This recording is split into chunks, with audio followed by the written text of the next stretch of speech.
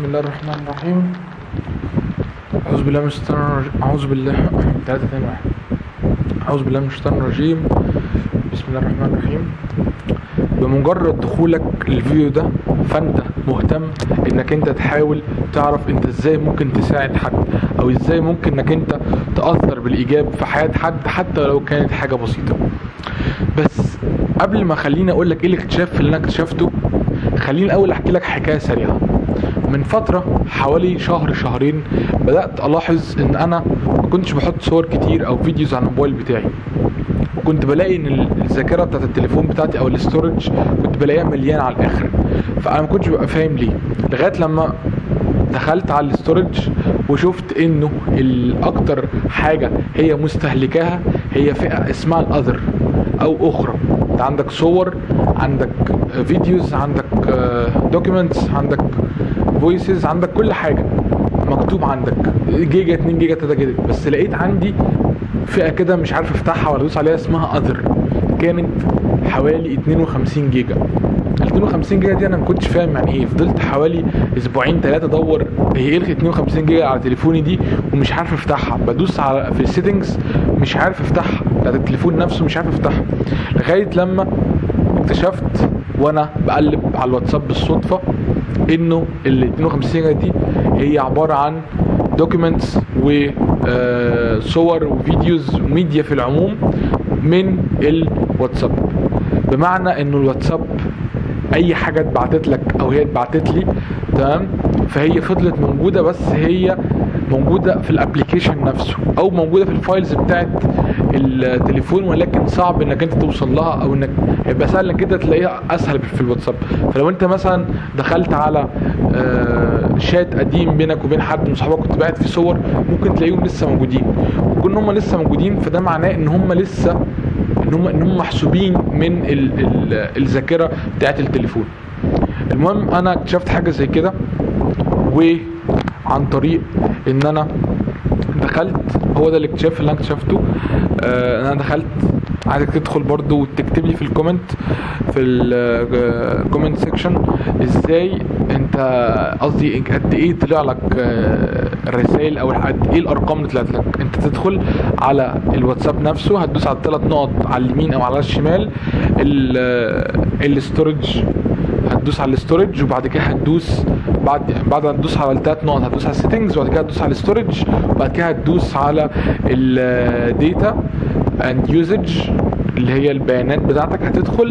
هتدوس عليها، هيظهر لك انت استهلكت قد ايه من الانترنت على مدار من ساعه ما بدات على الواتساب على التليفون ده على الواتساب، وهيظهر لك انت كم مكالمه جات لك على الواتساب، وكم مكالمه انت عملتها او رنيت على حد كم مره. هيظهر لك كم رساله انت اخدت جولك، وكم رساله انت بعتها، وكام ستوري انت حطيتها، وكام ستوري انت استلمتها او انك انت يعني ظهرت لك كام ستوري حد حطها وحتى مش انت تكون شفتها، والميديا اللي عندك مستهلكه قد ايه من الجيجا بايتس. فانا طلع لي ان انا حوالي في مليون رساله اتبعتت لي، انا بعت حوالي 90,000 رساله، ان انا حوالي يعني كلمني بتاع 300 حد، رنيت على 80 حد منهم، حاجه زي كده. فكانت المكالمات كانت بسيطه، والستوريز كانت حوالي 3000 ستوري انا شارتها،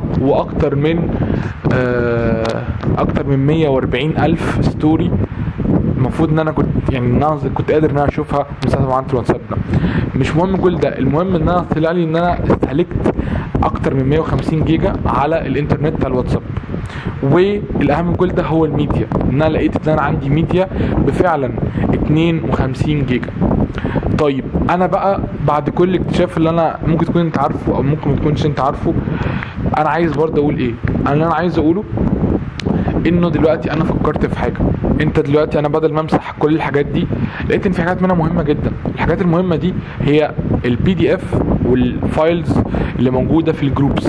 دي هتلاقيها من اكتر الحاجات اللي مستهلكه ستورج عندك. بس استنى ارجوك قبل ما تحاول انك انت دلوقتي تروح وتمسحها تقول انا عرفت دلوقتي مشكله الذاكره عندي كانت في ايه.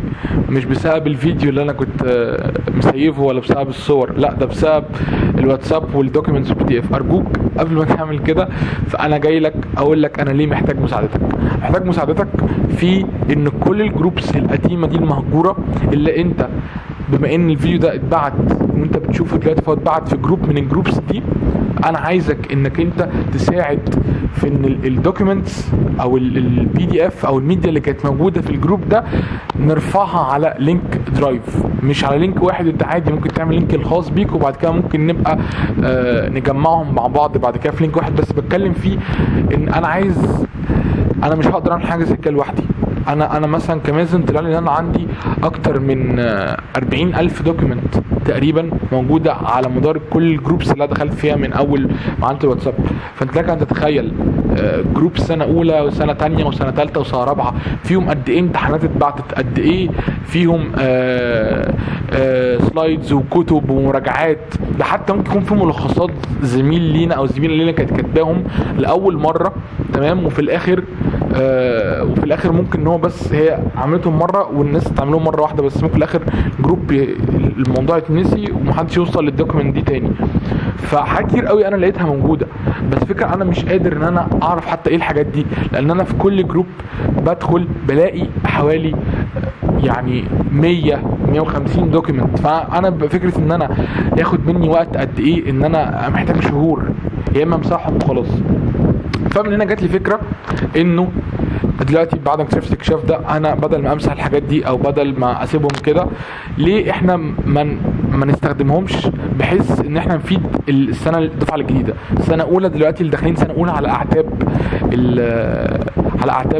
اعتاب دخول الكليه، تمام، وفي قدامهم شهر تقريبا. فليه يدخلوا ويبداوا ان هم يعانوا في البدايه ان هم يدوروا على سلايدز ويبداوا يسالوا مش ليه؟ وليه برضو سنه ثانيه اللي داخله ثالثه ليه برضو ونفس الكلام سنه رابعه والناس اللي داخلين والناس يعني انت مثلا اتخرجت دلوقتي ليه سنه رابعه ليه تدخل مثلا تقعد تدور على ملخصات وعلى امتحانات طب ما هم موجودين اصلا في الجروب بالفعل، وانت قبل ما تخرج منه قبل ما تمسح الحاجات دي طب حاول ترفعهم على درايف، حاول تنزلهم مثلا عندك يعني يبانوا عندك في الجهاز نفسه كفايلز ترفعهم على درايف. الموضوع مش هياخد منك اكتر من يوم بالكتير قوي، تعملها يعني نية لوجه الله. العلماء يعني اكتر مكان بيميز العلماء وخصوصا يعني علماء في العصر الذهبي عندنا في الحضارة الإسلامية وكده، ان هم كانوا بيبقى عندهم كمية مثابرة ان هم يتقصوا ويجمعوا الحقائق ويجمعوا العلم، ان هو اروح هنا واروح هنا واعمل هنا واجمع هنا. فهو ده العلم في الاخر، انت فاهم؟ الكتاب هو عبارة عن ايه؟ اي كتاب بتقراه هو عبارة عن حصيلة للمعلومات. فانت بتسهل، انت بتقوم بدور سامي بالنسبة لنا. شايف حاجة زي كده انك انت سهلت على غيرك الحاجات اللي انت كانت بالنسبة لك صعبة. انت شوف الجروب ده انت قعدت فيه كام زمايلك قعدوا فيه ترم بحاله يجمعوا فيه كمية PDF وكمية دوكيومنتس لا يعني كتير قوي، وقعدوا يجمعوها ازاي؟ ده يروح يسأل صاحبه، يروح يسأل واحد مش عارف قبل كده قبل صدفة مش عارف ده وده، ويسأله طب ما فيش جروب، طب انا دخلني الجروب وانا مش عارف. انت فاهم؟ طب ليه كل ده؟ ما الحياة تبقى اسهل، فاهمني؟ انا بخطو خطوة في طريق صعب عشان خاطر اسهل الخطوة على اللي بعديه بس. فلو انت قبل كده حسيت انك انت كنت في محنه او في طريق او في يعني في طريق صعب، فانت لازم تستغل ده صح، تبقى عارف ان دي مش نقمه، بل بالعكس هي دي ممكن تكون ميزه انك انت تقدر انك انت تستخدم الحاجه دي انك انت تسهلها بعد كده على غيرك، وقتها هتحس قد ايه انك انت مجهودك ده ما ضاعش على الفاضي. طيب ايه المطلوب مني لو انت محتاج تساعدني؟ قبل مجرد ما انا بعت الرساله دي انا هكون بعت الرساله دي فيها لينك الفيديو وفيها لينك الجروب. الفكره جات لي هسميها مرممين فيبس، لانك انت بمنتهى البساطه انت مرمم او انت عالم اثار بيكتشف الحاجات القديمه ويبدا ان هو ايه يجمعها محفوره محفوره محفوره، وحرفيا انت كل سنه بتبدا تدور عليها من اول وجديد، فانت خلاص لقيتها.